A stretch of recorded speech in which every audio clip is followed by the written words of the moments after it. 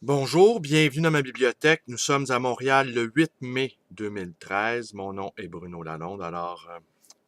Je vous annonce solennellement que j'ai condamné la figurine vaudou représentant Marc Parent.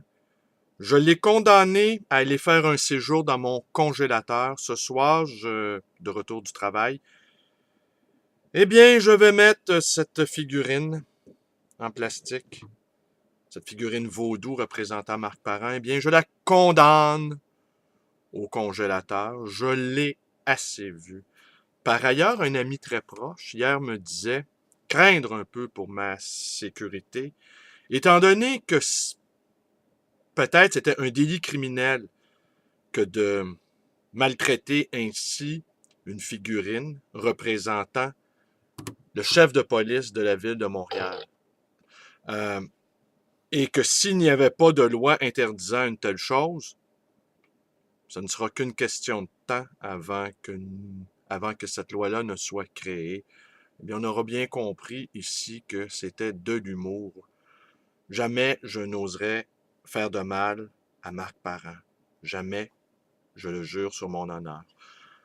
Par ailleurs aussi, si je puis me permettre de donner des conseils à d'éventuels terroristes, eh bien, soyez très, très, très, très hyperactifs sur les réseaux sociaux.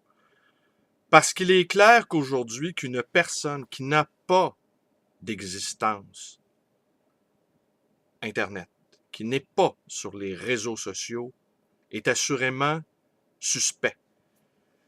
Suspect de ne pas participer au délire ambiant, suspect de ne pas vouloir exister numériquement, donc d'avoir quelque chose à cacher, suspect d'associabilité, qui est quand même le crime le plus grave qu'un être humain puisse commettre dans notre société, ne pas participer aux divers festivals de notre société. Alors, ce conseil, les gens qui se cachent, qui n'existent pas, sont des suspects potentiels.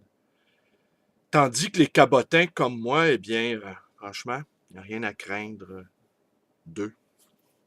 Aussi, hier, à ma librairie, toujours, Michel Peterson et Zarina, on a à peu près tous les trois le même âge, on se, on se disait étonnés que nous ne nous souvenions plus des livres que nous avions lus l'année dernière et que même nous peinions parfois même à nous souvenir du titre de certains de ces ouvrages, mais que, par exemple, les lectures faites à l'adolescence, eh bien, elles, nous en conservions un fort souvenir. Eh bien, c'est un phénomène physiologique.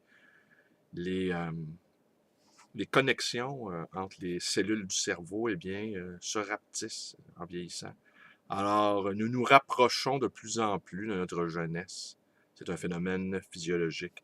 De là, la nécessité de lire des grands livres avant 18 ans. Personnellement, les lectures les plus fondatrices, pour moi, ont été faites avant 18 ans.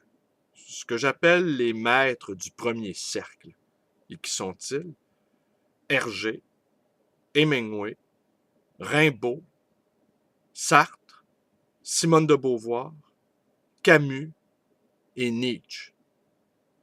Ce sont les auteurs que j'ai pratiqués avant 18 ans. Et ça me fait plaisir de constater qu'à ma librairie, je vends sans arrêt du Dostoïevski. Et toujours les lecteurs de Dostoïevski ont à peine 18 ans. C'est comme ça que la culture se transmet. Invariablement, toujours le même petit nombre de gens, au fil des siècles, qui se transmettent le savoir, qui se passent le flambeau.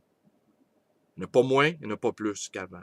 Ce qui est épatant, c'est que ça se déroule toujours, la transmission du savoir. Malgré tout, malgré la technologie, malgré la stupidité ambiante. Et je vais vous lire aujourd'hui quelques extraits, donc, de cet auteur qui appartient au deuxième cercle de mes maîtres. Une sorte d'esprit frère en quelque sorte. Louis Calafert. Perspective. Que j'ai commandé sur le net et que j'ai reçu il y a quelques jours. Livre impossible à trouver autrement.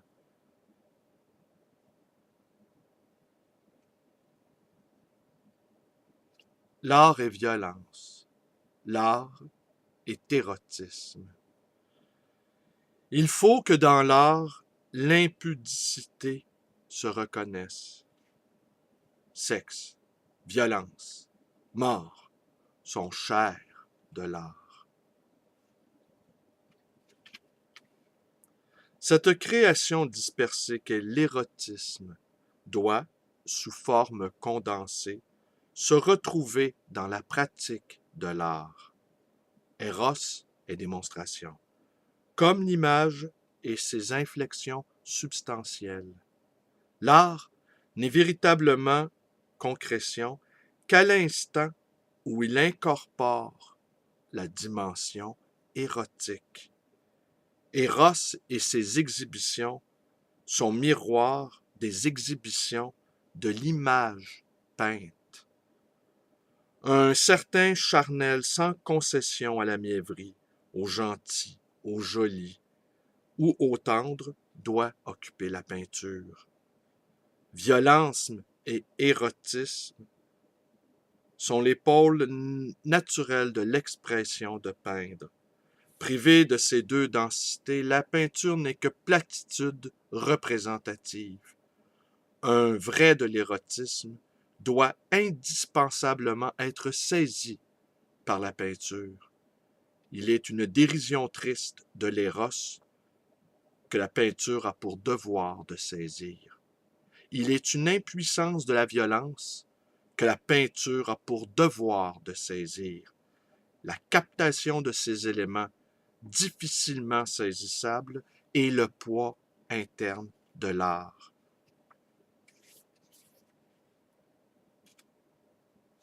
La peinture est acte créateur immédiat, dépense vitale.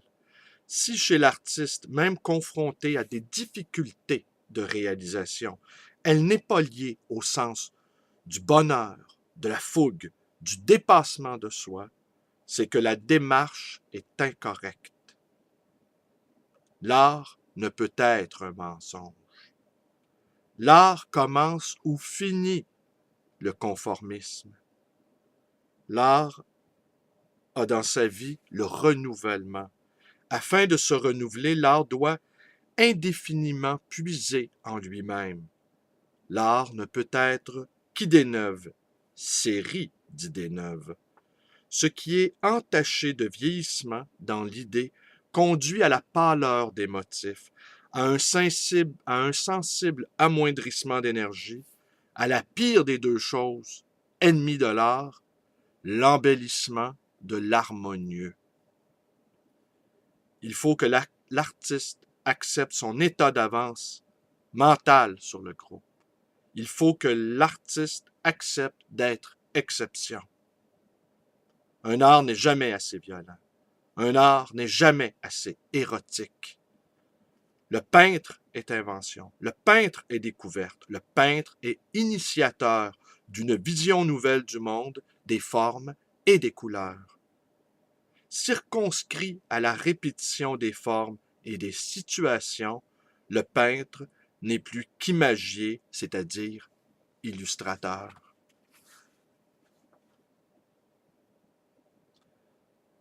L'art doit être violence de la liberté des possibles. L'art est perception des futurs.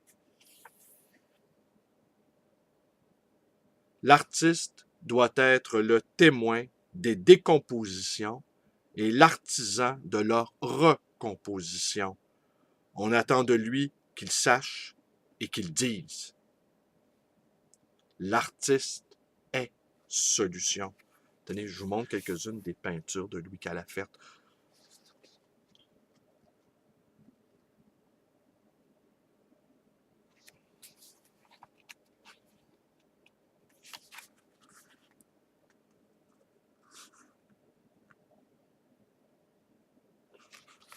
Alors, c'était tiré de Perspective, que je vous remonte à l'écran,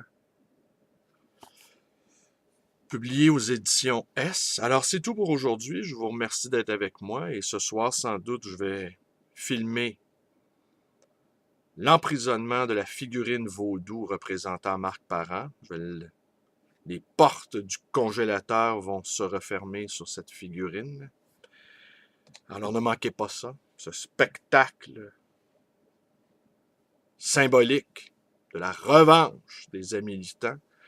Je vous invite donc aussi à aller visiter ma page Facebook, une page d'hyperactifs, n'est-ce pas? Je vous invite également à aller à vous abonner à ma chaîne.